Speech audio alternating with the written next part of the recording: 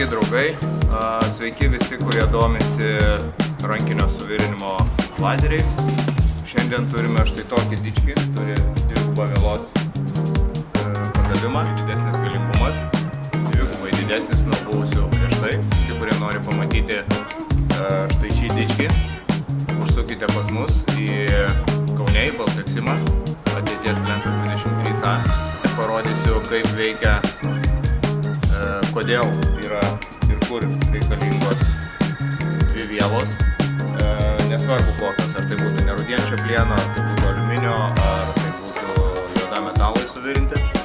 Pakalbėsime apie kokie saugos reikalavimai privalomi būtų, kaip formuojasi siūlė, naudojant dvigubą vielą, kalo įnešimas, kaip padaryti platesnę, aukštesnę siūlę,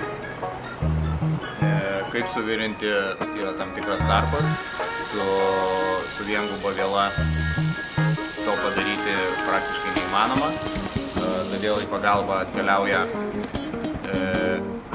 su dvigubu vielos padavimu rankinio suvirinimo lazeris, 3 kW galingumas. Tai va, trumpai tiek, užsukite pas mus, parodysiu, viską suprasite, bus viskas labai aišku. Ačiū, iki susitikimo.